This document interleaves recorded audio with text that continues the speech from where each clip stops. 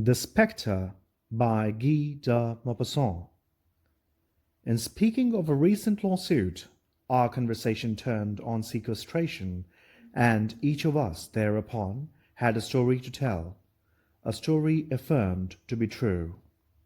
We were a party of intimate friends who had passed a pleasant evening, now drawing to a close, in an old family residence in the Rue de Grenelle.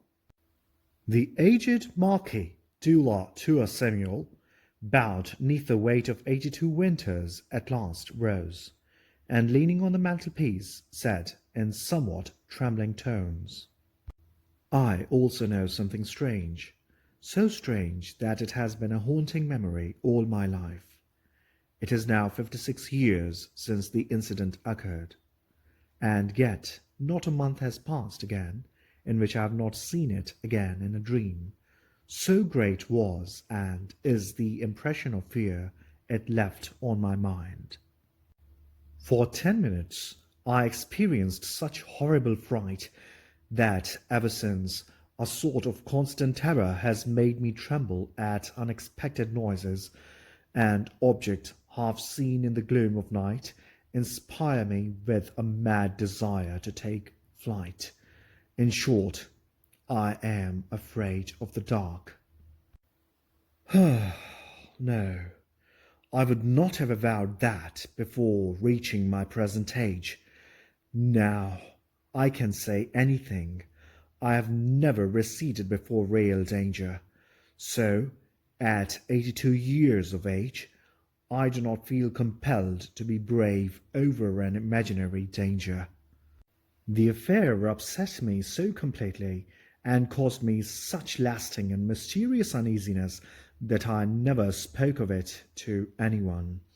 I will now tell it to you exactly as it happened, without any attempt at explanation. In July 1827 I was in garrison at Rouen. One day, as I was walking on the quay, I met a man whom I thought I recognized, without being able to recall exactly who he was. Instinctively, I made a movement to stop. The stranger perceived it and at once extended his hand.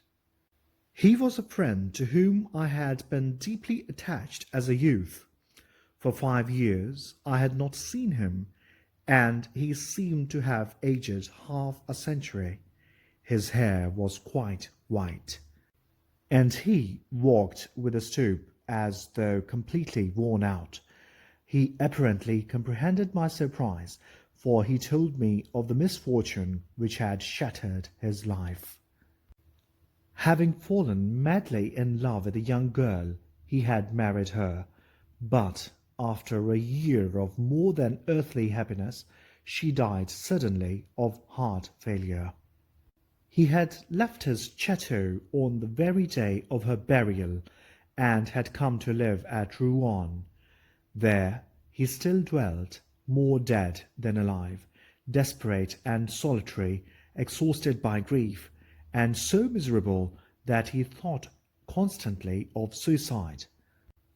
"Now that I have found you again," said he, "I will ask you to remember me an important service. It is to go to my old home and get for me from the desk of my bedroom, our bedroom, some papers which I greatly need. I cannot send a servant or an agent, as discretion and absolute silence are necessary. As for myself, nothing on earth would induce me to re-enter that house. I will give you the key of the room, which I myself locked on leaving, and the key of my desk, and also a note to my gardener telling him to open the chateau for you. But come and breakfast with me tomorrow, and we will arrange all that." I promised him to do the slight favour he asked. For that matter, it was nothing of a trip, his property being but a few miles distant from Rouen, and easily reached in an hour on horseback. At 10 o'clock the following day I breakfasted tête-à-tête with my friend, but he scarcely spoke. He begged me to pardon him. The thought of the visit I was about to make to that room, the scene of his dead happiness, overwhelmed him, he said. He indeed seemed singularly agitated and preoccupied, as though undergoing some mysterious mental combat. At length he explained to me exactly what I had to do. It was very simple. I must take 2 packages of letters and a roll of papers from the first drawer on the right of the desk, of which I had the key. He added, "I need not beg you to refrain from glancing at them." I was wounded at that remark, and told him so somewhat sharply. He stammered, "Forgive me, I suffer so," and tears came to his eyes. In an hour or so I took leave to accomplish my mission. The weather was glorious. I cantered over the turf, listening to the songs of the larks and the rhythmical striking of my sword against my boot. Then I entered the forest and walked my horse. Branches of the trees caressed my face as I passed, and now and then I caught a leaf with my teeth from sheer gladness of heart at being alive and strong on such a radiant day. As I approached the chateau, I took from my pocket the letter I had for the gardener, and was astonished at finding it sealed. I was so irritated that I was about to turn back without having fulfilled my promise, but reflected that I should thereby display undue susceptibility. My friend's state of mind might easily have caused him to close the envelope without noticing that he did so. The manor seemed to have been abandoned for 20 years. The open gate was dropping from its hinges, the walks were overgrown with grass, and the flower beds were no longer distinguishable. The noise I made by tapping loudly on a shutter brought an old man from out a door near by, who seemed stunned with astonishment at seeing me. On receiving my letter, he read it, re-read it, turned it over and over, looked at me up and down, put the paper in his pocket, and finally asked, "Well, what is it you wish?" I replied shortly, "You ought to know, since you have just read your master's orders. I wish to enter the chateau." He seemed overcome. "Then you are going in her room?" I began to lose patience and said sharply, "Of course, but is that your affair?" He stammered in confusion, "No, sir, but it is because, that is, it has not been opened since the death. If you will be kind enough to wait 5 minutes, I'll go to see if—" I interrupted him angrily. "Look here, what do you mean with your tricks? You know very well that you cannot enter the room, since I have the key." He no longer objected. "Then, sir, I will show you the way." "Show me the staircase and leave me. I'll find my way without you." "But, sir—" "Indeed." This time I silenced him effectually, pushed him aside, and went into the house. I first traversed the kitchen, then 2 rooms occupied by the servant and his wife. Next, by a wide hall, I reached the stairs, which I mounted and recognized the door indicated by my friend. I easily opened it and entered. The apartment was so dark that, at first, I could distinguish nothing. I stopped short, my nostrils penetrated by the disagreeable, mouldy odour of long unoccupied rooms. Then my eyes slowly became accustomed to the darkness. I saw plainly enough a large and disordered bedroom, the bed without sheets, but still retaining its mattresses and pillows, on one of which was a deep impression, as though an elbow or a head had recently rested there. The chairs all seemed out of place. I noticed that a door, doubtless that of a closet, had remained half open. I first went to the window, which I opened to let in the light, but the fastenings of the shutters had grown so rusty that I could not move them. I even tried to break them with my sword, but without success, as I was growing irritated over my useless efforts and could now see fairly well in the semi-obscurity. I renounced the idea of getting more light and went over to the writing table. Seating myself in an armchair and letting down the lid of the desk, I opened the designated drawer. It was full to the top. I needed but three packages, which I knew how to recognize, and began searching for them. I was straining my eyes in the effort to read the superscriptions. I seemed to hear, or rather feel, something rustle back of me. I paid no attention, believing that a draught from the window was moving some drapery. But in a minute or so, another movement, almost imperceptible, sent a strangely disagreeable little shiver over my skin. It was so stupid to be affected, even slightly, that self-respect prevented me my turning round. I had then found the second packet I needed, and was about to lay my hand on the third, when a long and painful sigh, uttered just over my shoulder, made me bound like a madman from my seat and land several feet away. As I jumped, I had turned about, my hand on the hilt of my sword, and truly, had I not felt it at my side, I should have taken to my heels like a coward.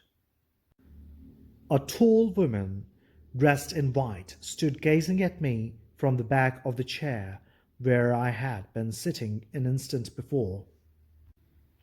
Such a shudder ran through all my limbs that I nearly fell backward.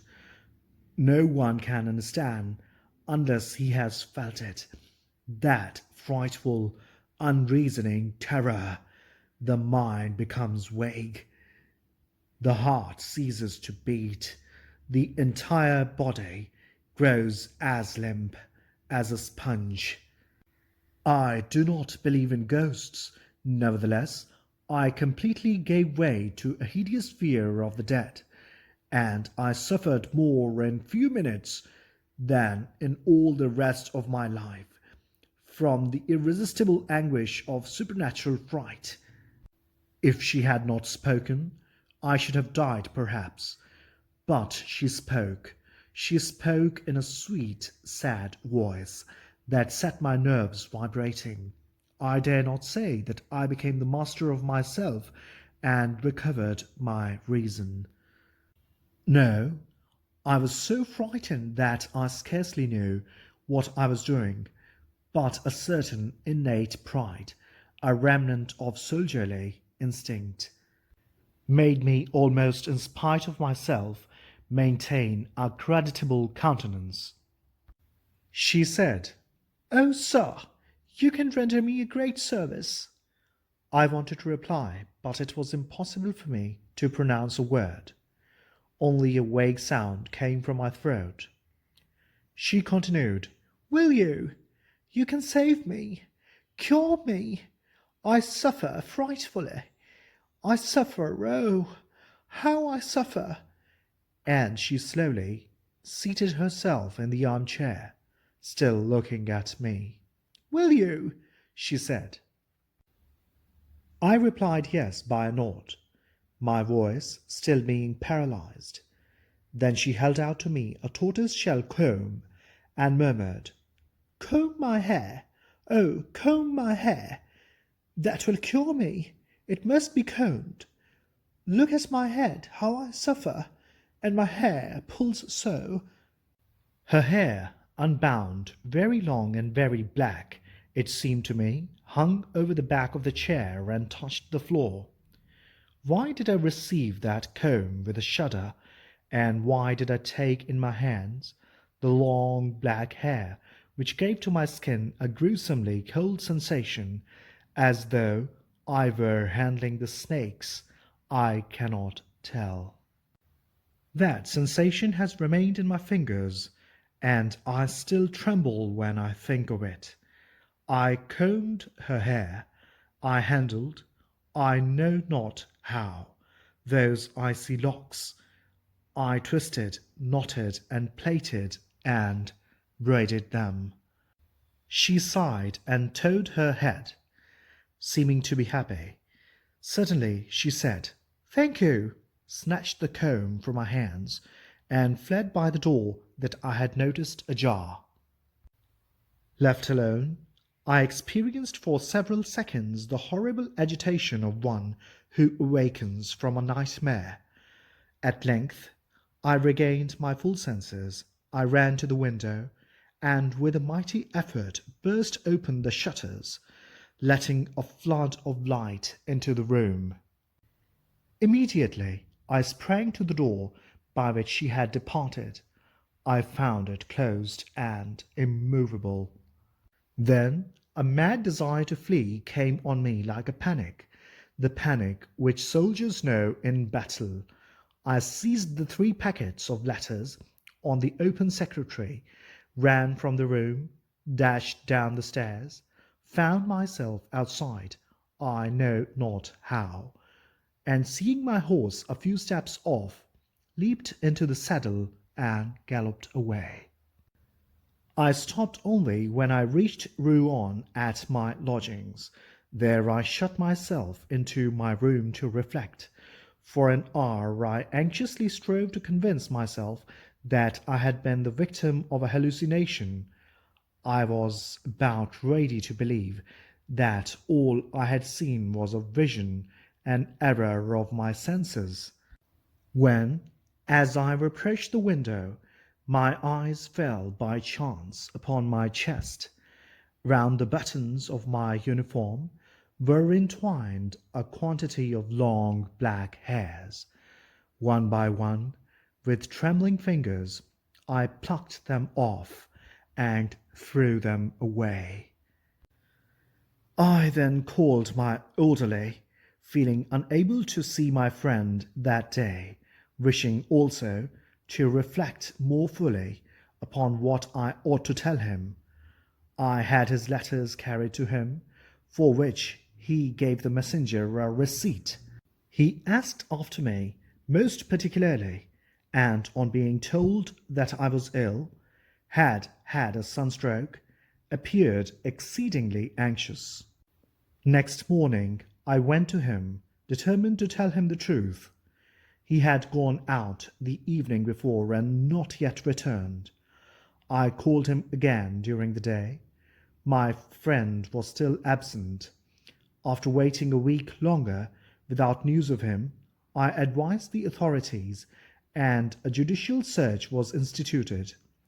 Not the slightest trace of his whereabouts or manners of disappearance was discovered. A minute inspection of the abandoned chateau revealed nothing of a suspicious character. There was no indication that a woman had been concealed there. After these fruitless researches, all further efforts were abandoned, and in the 56 years that have elapsed since then, I have heard nothing more.